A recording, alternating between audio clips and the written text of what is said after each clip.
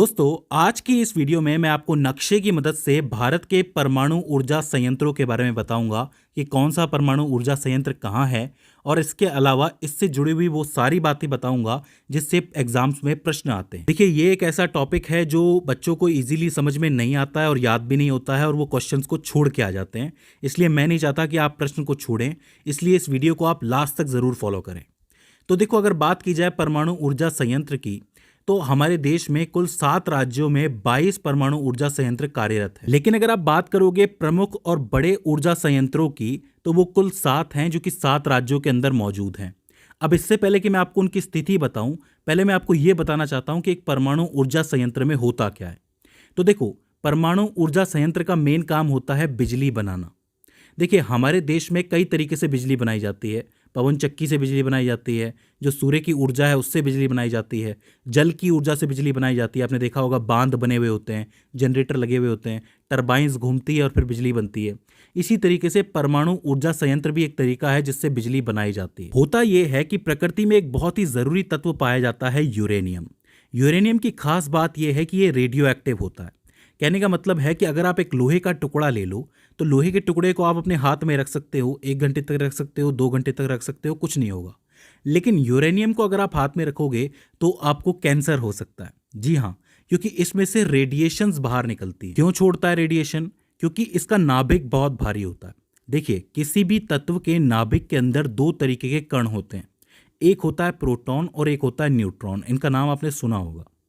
अगर किसी नाभिक के अंदर न्यूट्रॉन की संख्या बहुत ज़्यादा है, प्रोटॉन से भी बहुत ज़्यादा है, तो उसका नाभिक बहुत भारी हो जाता है और इतना भारी नाभिक जो है इतना सारा वजन रख नहीं सकता, तो वो रेडिएशंस बाहर निकालता रहता है, समय समय पे छूटती रहती है उसमें से रेडिएशंस। ठीक है, तो ये जो यूरेनियम होता है, ये इसका नाभिक भी बहुत ज़्यादा भारी होता है, ये रेडियो एक्टिव होता है। अब परमाणु संयंत्र में करना ये होता है कि इस यूरेनियम के ऊपर दूसरे न्यूट्रॉन्स की बारिश करवानी होती है। मतलब इसके ऊपर बॉम्बिंग करवानी होती है। जैसे बॉम्ब गिराते हैं ना किसी के ऊपर, वैसे इसके ऊपर बॉम्बिंग करवाई जाती है। इससे होता क्या है, इससे यूरेनियम टूटता है, यानी कि उसका विघटन हो जाता है। अब मान लो कि आपके पास 100 ग्राम यूरेनियम है, आप उसे संयंत्र के अंदर ले गए। अब आप इसके ऊपर बारिश करवा देते हो दूसरे न्यूट्रॉन की, उसकी वजह से ये 2 हिस्सों में टूट जाता है। तो अब मान लो कि बराबर हिस्सों में ये टूटा है, तो एक का वजन 50 ग्राम होना चाहिए, दूसरे का 50 ग्राम होना चाहिए। लेकिन ऐसा होता नहीं है। एक का वजन 49 ग्राम निकलता है, दूसरे का भी 49 ग्राम निकलता है। दोनों को जोड़ोगे तो कितना आएगा? 98 ग्राम। अब आप ये कहोगे कि हमने 100 ग्राम रखा था, 98 ग्राम बचा है, तो 2 ग्राम कहाँ गया? वो 2 ग्राम ऊर्जा में परिवर्तित हो गया। ये विज्ञान का बड़ा ज़रूरी और मज़ेदार टॉपिक है कि जब भी ऐसे किसी पदार्थ के टुकड़े होते हैं तो उसका थोड़ा सा द्रव्यमान ऊर्जा में परिवर्तित हो जाता है। भाई, हम भी तो ऊर्जा के ही बने हुए हैं ना। जैसे हमारे अंदर जो द्रव्यमान है वो ऊर्जा ही है, तो ये थोड़ा सा जो द्रव्यमान है ये ऊर्जा में परिवर्तित हो जाता है। फिर इस ऊर्जा से क्या किया जाता है? पानी गर्म किया जाता है, उसको भाप बनाया जाता है और उस भाप से टरबाइन चलाई जाती है और फिर जनरेटर जो है वो बिजली बना लेता है। तो इस तरीके से हम यूरेनियम से बिजली बनाते हैं। अब मैं आपको बता दूं कि अगर आपके पास 1 किलो यूरेनियम भी है तो वो इतनी सारी बिजली बना सकता है कि वो कई सारे लोगों को, हज़ारों लाखों लोगों को बिजली दे सकते हैं। तो यूरेनियम एक बहुत ज़रूरी तत्व है। लेकिन भारत के पास अपना घरेलू यूरेनियम का कोई सोर्स नहीं है, स्रोत नहीं है। इसलिए भारत जो है यूरेनियम आयात करता है बाहर से, बाहर के देशों से। तो अब आपको समझ में आया कि परमाणु संयंत्र में किस प्रकार बिजली बनती है। ठीक है, अब हम बात कर लेते हैं उन 7 परमाणु संयंत्रों की जो भारत के अंदर बहुत ही प्रमुख है और महत्वपूर्ण है।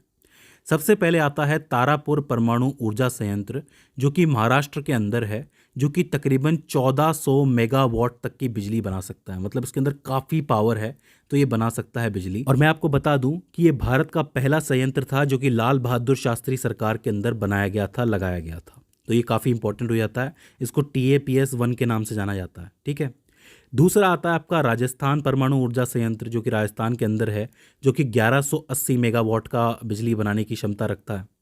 इसके बाद आता है आपका मद्रास परमाणु ऊर्जा संयंत्र, जो कि 440 मेगावाट तक की बिजली बना सकता है। इसके बाद आता है नरोरा परमाणु ऊर्जा संयंत्र, जो कि उत्तर प्रदेश में स्थित है, जो कि 440 मेगावाट तक की बिजली बना सकता है। मतलब इसकी भी एक अच्छी खासी क्षमता है। इसके बाद आता है काकरापार परमाणु ऊर्जा संयंत्र, जो कि गुजरात में स्थित है, जिसकी क्षमता तकरीबन 1140 मेगावाट तक की है। ठीक है, इसके बाद आता है कैगा जनन स्टेशन, जिसको KGS-1 के नाम से जाना जाता है, जो कि कर्नाटक में स्थित है, और ये तकरीबन 880 मेगावाट की क्षमता से बिजली बना सकता है। इसकी क्षमता भी बहुत अच्छी है, ठीक है। और इसके बाद आता है आखिरी वाला, जो कि तमिलनाडु में है, कुनडकुलम परमाणु ऊर्जा संयंत्र, जिसको KKNPP के नाम से भी जाना जाता है। इसकी क्षमता तकरीबन 2000 मेगावाट तक की है, और मैं आपको बता दूं कि ये भारत का सबसे नया परमाणु ऊर्जा संयंत्र है।